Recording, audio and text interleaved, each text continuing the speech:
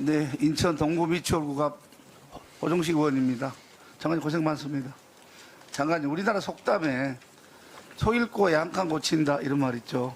네. 자칫 잘못하면 우리 현재 주택시장 관리를 잘못했을 경우에는 이럴 가능성이 있어서 제가 조목조목 지적을 한번 해볼까 합니다. 지금 우리 부동산 시장은 거래 절벽, 뭐 미분양 속출 이런 거잖아요. 집값 하락. 하향 안정세로 가야 된다는 데는 누구나 동의할 겁니다. 이게 폭락 대비가 문제고 폭등도 역시 문재인 정부도 문제였잖아요. 네, 경착륙은 막아야 됩니다. 그렇습니다. 네. 윤석열 정부 때 하향 안정세로 가야 되는데 이게 경착륙 때 문제니까 제가 조목조목 한번 짚어보도록 하겠습니다. 한번 띄워보세요. 자, 입주 물량이 내년 말까지 대략 전국에 50만 가고요. 2020년 최대 물량치입니다. 이게 24년에는 더 많습니다. 그러니까 물량이 집값 폭등의 영향으로 계속 쏟아질 수밖에 없는 상황이라는 거죠. 자, 최근에 저희가 다른 지역 조사하면 기분 나쁠까봐 제 지역구를 위주로 조사를 해봤습니다. 자, 입주 주한 포레나 같은 경우에는 현재 입주 세대가 33.1%인데 176세대가 연체하고 있습니다. 돈을 말을 못해서 그렇습니다.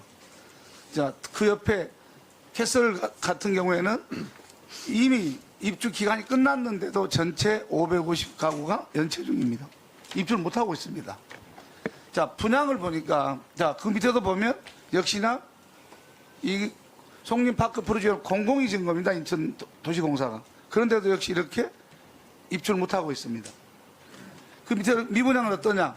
재건축과 재개발 지구를 보면 분양세가 9%, 40% 불과할 정도로 분양도 안 되고 있습니다. 입주도 못하고 분양도 안 된 게 우리 현재 주택시장 현실입니다. 자, 미분양을 보니까 전국에 이렇게 130%, 230%, 310% 늘고 있는데 인천 같은 경우에는 8월 말은 이제 1222가구인데 지금 5,000가구를 넘어서고 있습니다. 두세 달 사이에. 이게 급증하고 있습니다. 입주 전망 지수를 보니까 작년 말에는 다 누구나 입주할 수 있다고 생각을 했는데 지금은 절반도 입주를 못할 거라고 생각하고 있습니다. 이유가 뭐냐? 조사를 해봤더니 기존 주택을 팔지 못해서 못 들어간다. 대출을 못 받아서. 옆에 인천시의회 현재 의장님 말씀입니다.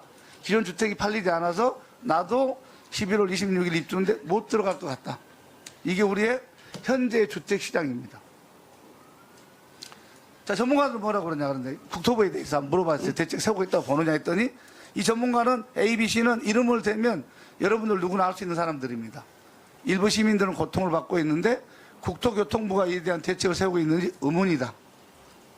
쏟아지는 물량이 내년엔 올해보다 더 심각한 상황이 올 것이다. 시민들과 경제에 미치는 영향들을 파악해 대비해야 한다. 수도권 언도심의 경우 조정적 해제 등 선제적 조치가 필요하다. 이 전문가들의 공통적 목소리입니다. 자, 이걸로 봤을 때 그러면 어떻게 하는 게 맞느냐. 조정지역 같은 게 특히나 구도심 같은 경우에는 조정지역 같은 걸 해제하지 않으면 기존 집을 팔기도 어렵고 대출도 적게 받을 수밖에 없으니까 입주가 불가능에 가깝습니다. 그러나 아주 비싼 지역, 뭐 강남 상부라든가 특히 뭐 특정 지역 비싼 곳 같은 경우는 얼마 전에 그 가열지구 해제했던 이런 곳들은 좀 돈이 없어서 들어갈 가능성이 있습니다. 그러니까 구도심은 방법이 없습니다. 30년, 40년 동안 헌집 살다가 이제 한번 새 집 들어가 보겠다고 못 들어가잖아요. 얼마나 억울하겠습니까? 정부가 이거 대책 세워주셔야죠. 장관님 어떻게 생각하십니까? 지금 미분양 그리고 이제 입주 대금 연체가 이제 심각해지고 있는 상황에 대해서 저희들도 특히 그 당사자들이 얼마나 그에 대해서 심적인 고통을 겪었는가에 대해서 저희들은 심각하게 바라보고 있습니다. 네. 그 부분에서 예. 앞전에 그 투기 가지고 지방은 조정적 해제를 일부 했잖아요. 예, 예. 필요한 부분 가감액 해제권 해제해서 예. 이게 연착륙을 유도해 가야 합니다. 예.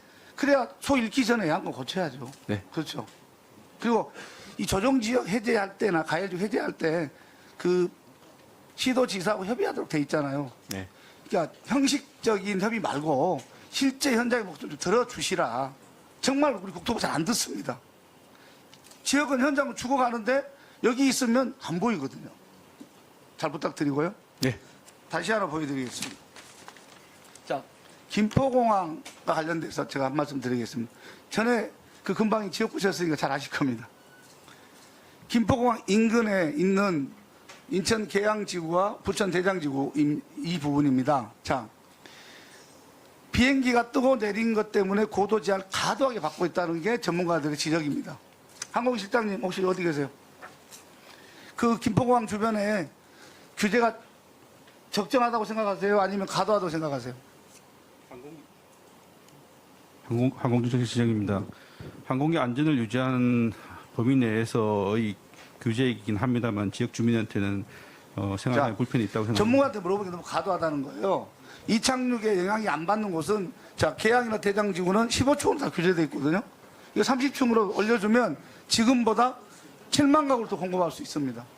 충분히 가능하다는 게 전문가들 지적입니다. 이게.